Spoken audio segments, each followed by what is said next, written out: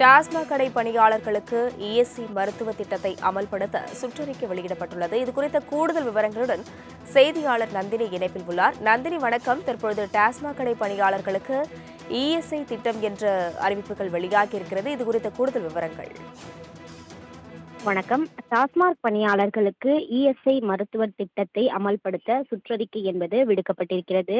கடந்த 6ஆம் தேதி நடைபெற்ற ஆலோசனை கூட்டத்தில் இது தொடர்பாக ஆலோசிக்கப்பட்டதாக தகவல் என்பது வெளியாகியது.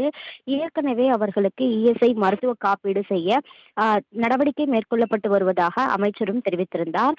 இந்த நிலையில்தான் தினசரி அவர்கள் பணி செய்யக்கூடிய வகையில் இந்த இஎஸ்ஐ மருத்துவ காப்பீடு என்பது டாஸ்மாக் பணியாளர்களுக்கு அமல்படுத்த அதற்கான சுற்றறிக்கை என்பது தற்போது வெளியிடப்பட்டிருக்கிறது.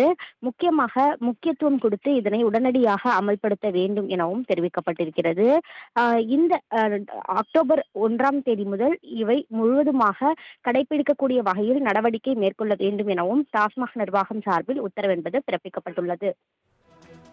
விவரங்களுக்கு நன்றி நந்தினி.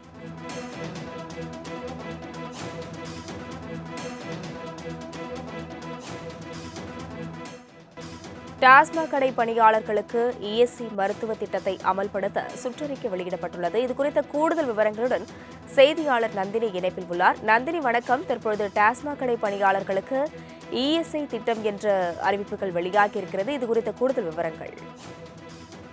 வணக்கம். டாஸ்மாக் பணியாளர்களுக்கு இஎஸ்ஐ மருத்துவ திட்டத்தை அமல்படுத்த சுற்றறிக்கை என்பது விடுக்கப்பட்டிருக்கிறது. கடந்த 6ஆம் தேதி நடைபெற்ற ஆலோசனை கூட்டத்தில் இது தொடர்பாக ஆலோசிக்கப்பட்டதாக தகவல் என்பது வெளியாகியது. ஏற்கனவே அவர்களுக்கு இஎஸ்ஐ மருத்துவ காப்பீடு செய்ய நடவடிக்கை மேற்கொள்ளப்பட்டு வருவதாக அமைச்சரும் தெரிவித்திருந்தார். இந்த நிலையில்தான் தினசரி அவர்கள் பணி செய்யக்கூடிய வகையில் இந்த இஎஸ்ஐ மருத்துவ காப்பீடு என்பது டாஸ்மாக் பணியாளர்களுக்கு அமல்படுத்த அதற்கான சுற்றறிக்கை என்பது தற்போது வெளியிடப்பட்டிருக்கிறது. முக்கியத்துவம் கொடுத்து இதனை உடனடியாக அமல்படுத்த வேண்டும் எனவும் தெரிவிக்கப்பட்டிருக்கிறது. இந்த அக்டோபர் 1ஆம் தேதி முதல் இவை முழுவதுமாக கடைபிடிக்கக்கூடிய வகையில் நடவடிக்கை மேற்கொள்ள வேண்டும் எனவும் டாஸ்மாக் நிர்வாகம் சார்பில் உத்தரவு என்பது பிறப்பிக்கப்பட்டுள்ளது. விவரங்களுக்கு நன்றி நந்தினி.